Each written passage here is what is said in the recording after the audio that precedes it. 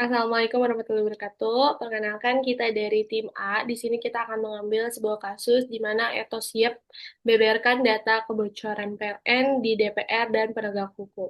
Di sini saya tidak sendiri, tapi saya ada tiga rekan saya. Boleh di next.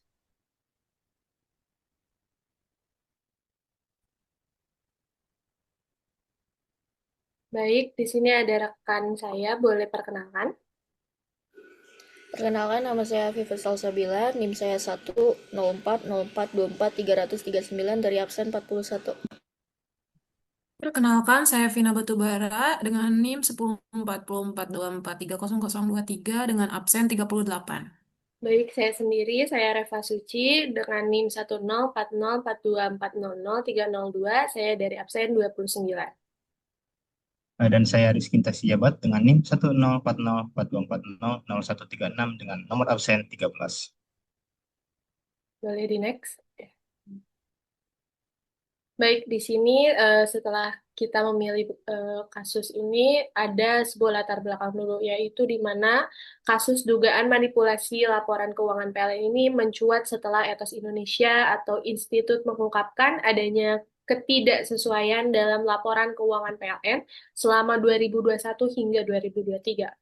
Total potensi kerugian negara yang diungkap mencapai 18,1 triliun ini tidak mampu berdasarkan analisis tim teknis independen, Ethos menilai PLN tidak mampu membeberkan bukti yang memadai atas selisih angka dalam laporan keuangannya. Mereka pun mendesak aparat penegak hukum dan DPR untuk memeriksa pimpinan PLN. Sementara itu, PLN membantah tuduhan tersebut dan menyebut perbedaan angka disebabkan oleh waktu pencatatan utang dan aset, meski penjelasan ini dinilai tidak cukup kuat. Boleh di next?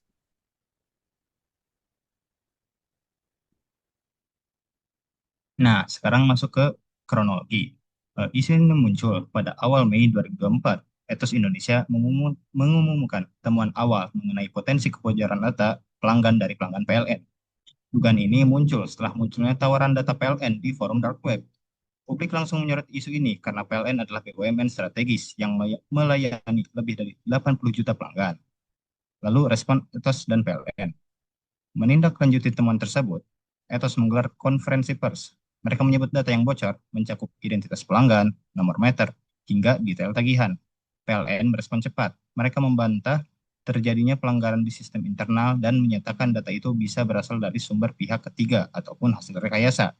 Meski begitu, PLN berkomitmen bekerja sama apabila ada investigasi resmi. Lalu selanjutnya lanjutan dan dampak. Tidak berhenti di situ, Ethos menyatakan siap menyerahkan bukti ke Komisi 1 DPR dan penegak hukum, termasuk KPK. Aksi ini memancing diskusi publik soal keamanan data di BUMN lain. Pakar keamanan siber pun mendesak pembaruan kebijakan proteksi data, terutama pasca UU Perlindungan Data Pribadi disahkan 2022. Next.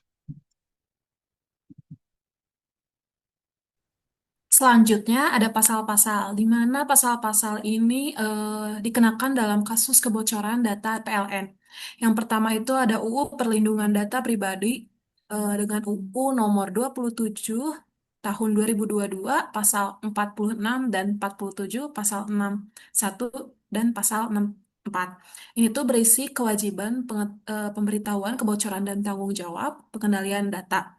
Terus ada juga sanksi pidana atas akses penggunaan, pengungkapan, dan juga jual beli data pribadi. Lalu ada larangan jual beli data pribadi. Terus yang nomor dua itu ada UU ITE. Ini tuh mencakup UU nomor 11 tahun 2008, ada pasal 30 ayat 3 dan pasal 46 ayat 3. Ini tuh mencangkup akses ilegal ke sistem elektronik dan juga saksi pidana atas pelanggaran pasal 30 ayat 3. Terus yang nomor 3 ini ada KUH Perdata dalam pasal 1365 dan 1366 ini tuh mencangkup tanggung jawab atas perbuatan melawan hukum dan kelalaian. Next.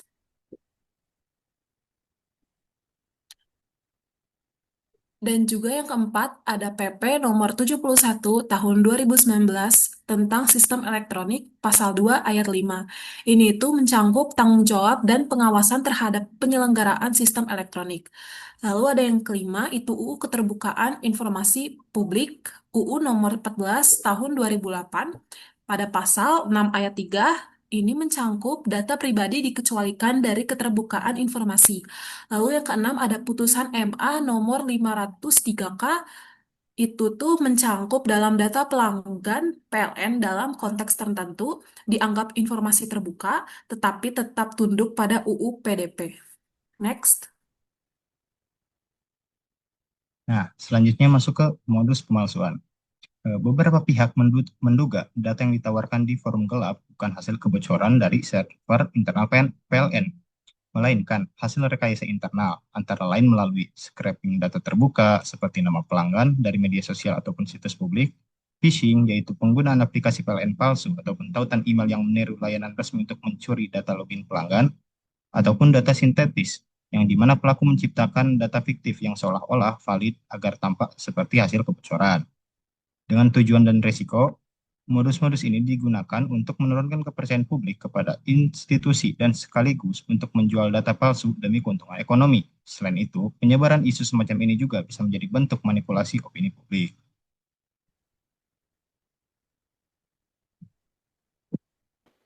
Baik, di sini ada dampak kasus.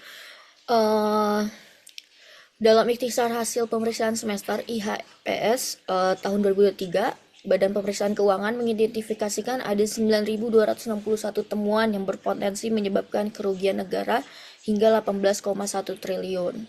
Nah, dampaknya diantara lain ada yang pertama, potensi kerugian negara senilai 18,1 triliun.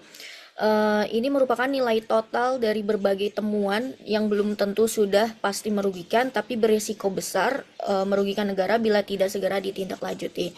Kemudian kehilangan pendapatan 5,69 triliun PLN tersendiri, yaitu potensi kehilangan pendapatan PLN senilai 5,69 triliun. Hal ini bisa disebabkan oleh tarif yang tidak sesuai, kemudian efisiensi operasional atau manajemen yang buruk dalam penagihan dan distribusinya.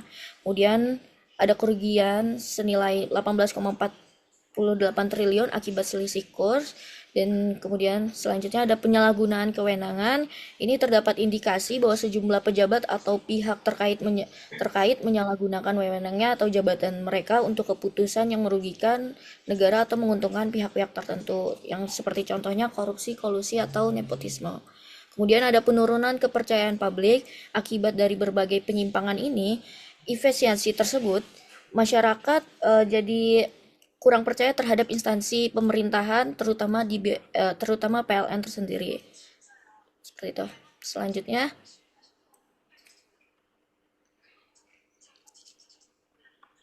oke. Lalu ada langkah yang harus diambil. Itu tuh yang pertama ada investigasi internal. Ini tuh dilakukan audit sistem dan forensik digital, identifikasi sumber dan penyebab kebocoran, human error, perentasan, dan sebagainya. Terus yang kedua itu ada laporan dan pemberitahuan. Ini tuh kepada subjek data dalam waktu maksimal 3 sampai 24 jam sesuai UU PDP pasal 46. Terus yang ketiga itu ada penanganan dan pemulihan. Ini tuh amankan sistem dari kebocoran lebih lanjut. Terus habis itu ada blokir akses yang tidak sah dan lakukan pembaharuan kebijakan keamanan data. Terus yang keempat itu ada penegakan hukum. Ini tuh laporkan ke pihak penengah hukum, itu tuh bisa kepolisian, kejaksaan, DPR jika diperlukan. Terus adanya dorongan proses hukum terhadap pelaku atau klien pihak internal ataupun eksternal. Terus yang kelima ada evaluasi dan perbaikan sistem. Ini tuh mencangkup tinjau dan perkuat sistem perlindungan data. Ini tuh diterapkan teknologi ekskripsi dan kontrol akses ketat. Dan juga ada tingkatkan pelatihan SDM terkait keamanan data.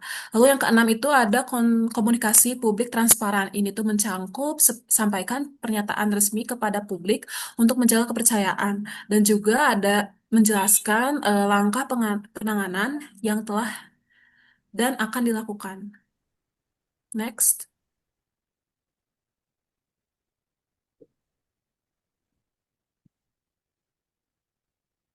Oke, baik. Di sini ada kesimpulan dari ini ya, apa dari kasus-kasus yang tadi akan dijelaskan. Jadi PLN itu diduga memanipulasi laporan keuangan pada tahun 2021 hingga 2023 dengan potensi kerugian negara sebesar 18,1 triliun serta mengalami kebocoran data pelanggan yang dijual di dark web meski PLN membantah penjelasan ini dinilai lemah dan eh, kasus ini juga menyoroti lemahnya pengadilan internal dan keamanan data, yang jadinya menimbulkan kerugian besar serta penurunan kepercayaan publik.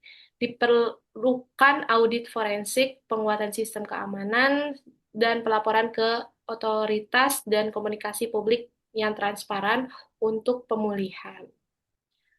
Boleh di next.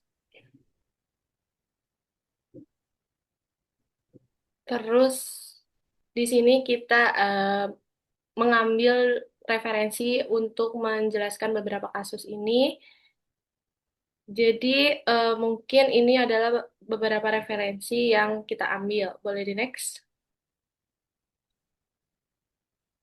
Baik, mungkin sudah cukup dari presentasi yang kita jelaskan tadi dari kasus PLN yang sangat mungkin sangat bisa itu sangat-sangat beresiko banget bagi masyarakat. Eh, Kami dari tim A mengucapkan terima kasih. Maaf jika ada salah kata ataupun kekurangan.